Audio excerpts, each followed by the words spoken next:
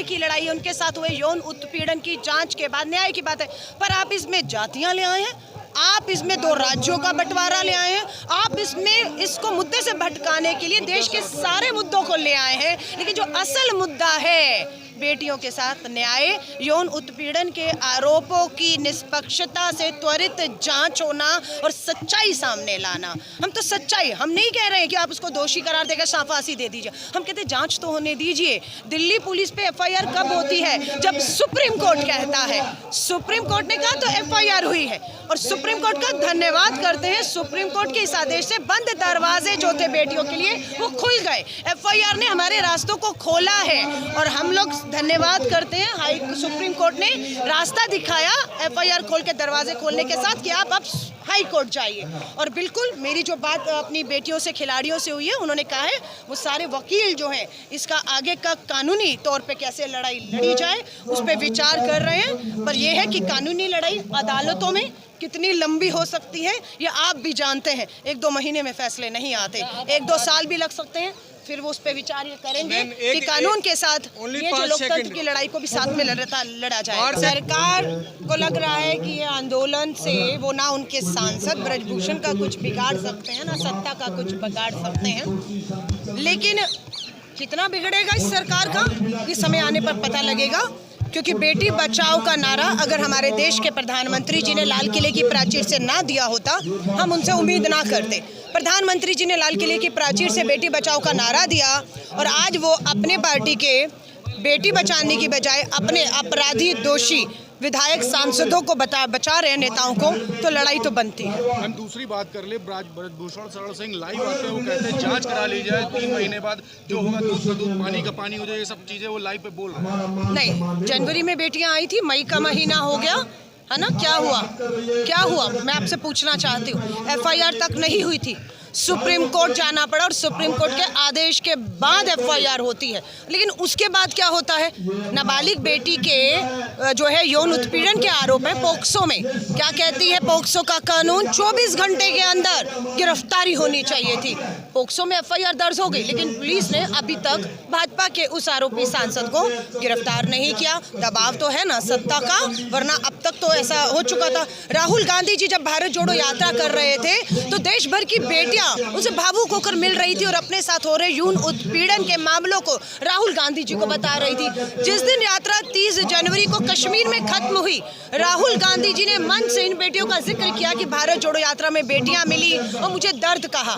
राहुल गांधी जी घर आते हैं, 40 दिन के बाद दिल्ली पुलिस को राहुल गांधी जी का भाषण कश्मीर वाला याद आता है और दिल्ली पुलिस भेजी जाती है, आती नहीं भेजी जाती है अपना गृह मंत्री द्वारा राहुल गांधी जी के घर, ये पूछने के लिए कि राहुल गांधी जी वो कौन सी बेटियां थी जो आपको मिली थी, जिनके साथ यौन उत्पीड़न हुआ या जिनका जिक्र आपने कश्मीर में किया है। आकर घर पूछती है।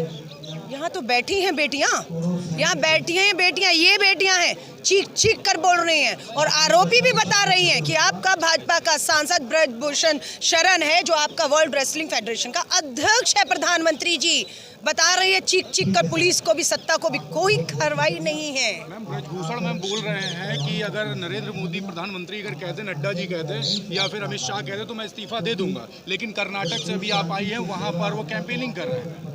देखिए उन्होंने सही कहा है, वो क्यों इस्तीफा नहीं दे रहे? क्योंकि प्रधानमंत्री, गृह मंत्री, भाजपा के राष्ट्रीय अध्यक्ष नहीं चाहते हैं कि वो इस्तीफा दें।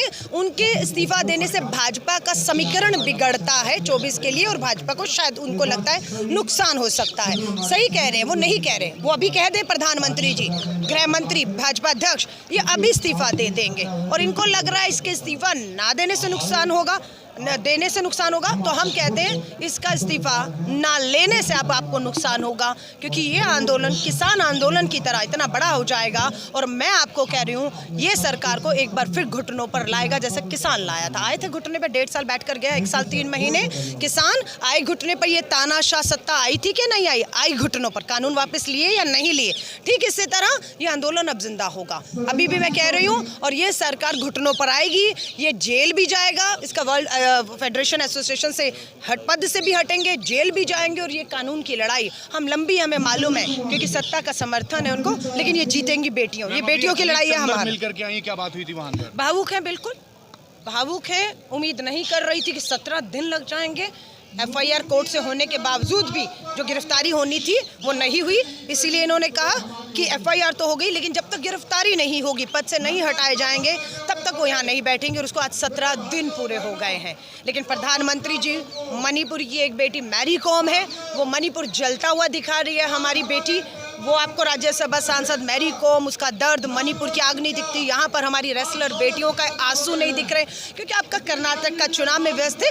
कल कर्नाटक का चुनाव खत्म हो चुका है। प्रधानमंत्री जी अब लौट आए हैं। अब उम्मीद करते हैं वो मणिपुर भी जाएंगे, मैरी कॉम से भी बात करेंगे, वो जंतर मंतर पे आकर साक्षी मलिक, विगेश फोगाट से भी इससे सबसे मिलेंगे और न्याय करेंगे। देश की सरकार से मैम क्या आपका मैसेज होगा? मैं यही कहती हूँ, देश की सरकार से अपना अहंकार, सत्ता का छोड़कर, भावुक मुद्दा है ये, बेटियों से जुड़ा मुद्दा है। और ये कोई आम बेटी नहीं है जिसको आप सोचें कि चलिए ये तो आम बेटी है, इससे फर्क नहीं पड़ेगा। देश की उम्मीदें हैं, तिरंगा झंडा है। आम बेटियां तो न्याय की उम्मीद में भटक रही हैं, लेकिन ये उनकी उम्मीद बनकर बैठी है। तो मैं कहूँगी, बेटियों से मिलिए। जब पदक जीत कर आई थी प्रधानमंत्री जी, आपने घर पे बुलाया था, इनके पदक दिखाया था, इनके साथ बात की थी। आज वही बेटियां हैं, कोई दूसरी बेटियां नहीं है, वही बेटियां हैं, वही साक्षी मलिक है जो यहाँ पर आंसू लिए बैठी है।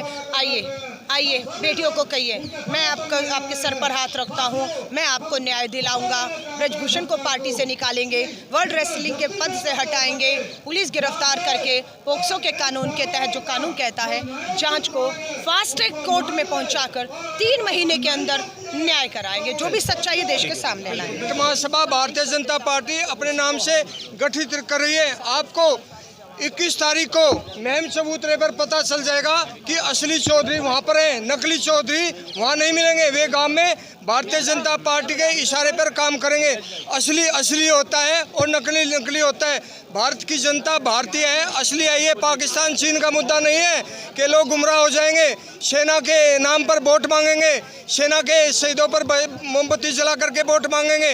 ये हमारे देश की बेटियों का सवाल है जो इस देश में तिरंगा लाती है। ये तिरंगा लाने वाले या तिरंगे में लिपटने वाले लोग इनके साथ खड़े हुए हैं। व्यापारी, उद्योगपति, गुलाम, भाजपा की मीडिया इनके साथ नहीं है। आप जैसी बहादुर मीडिया यहाँ पर है। मैंने पढ़ा था कि आप 5 बजे के बाद में यूट्यूबर यहाँ नहीं रहेंगे।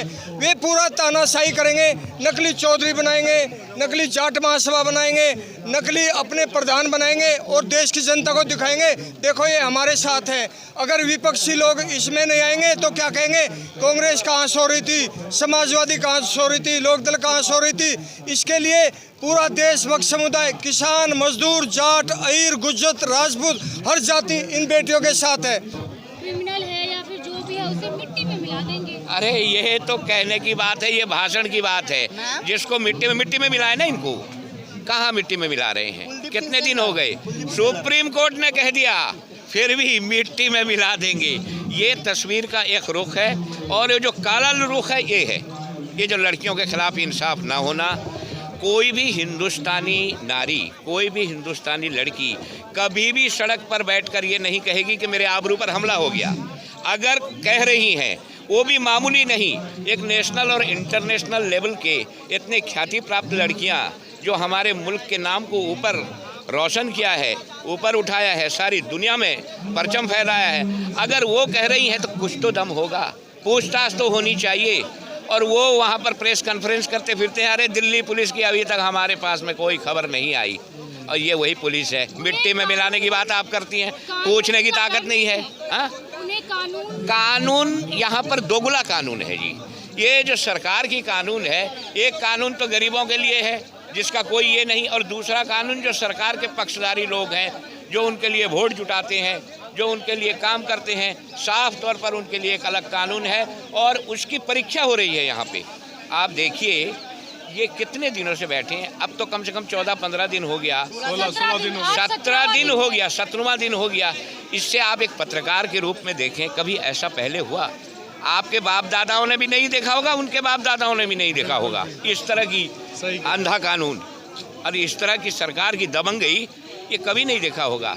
ये एक जालिम सरकार है और इसको किसान आंदोलन के तरह ये अगर पैसेंस पकड़ के बैठे, पूरी जनता आए, तब जाके इनको झुकाया जा सकता है, वरना नहीं तो ये हमेशा के लिए बचाएंगे।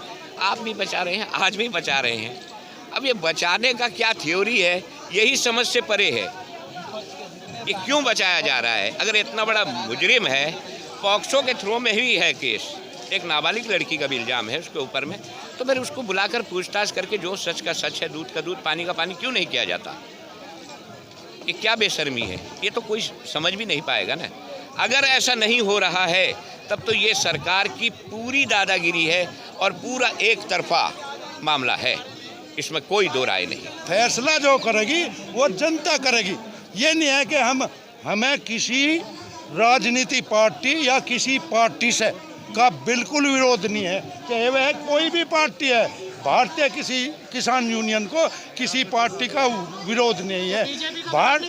भारतीय वो किसान को सिर्फ विरोध है उस आदमी का है जो मतलब इस देश के लिए ठीक ठाक काम नहीं कर रहा, तो गलत नीतियों का विरोध है।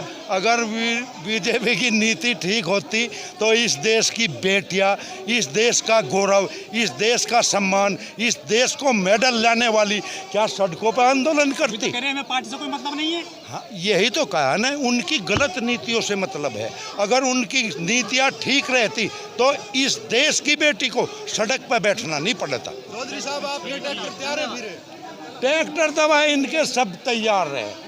ये जो है किसी एक जाति का, एक कौम का आंदोलन नहीं है, ये 36 बिरादरी का आंदोलन है। इसमें चौधरी भी है, इसमें यहाँ पुलिस बड़ी संख्या में। अरे पुलिस तो ये भी हमारे ये किसान ही देश को, अरे किसान ही देश को जवान दे, किसान ही देश को अनाज दे।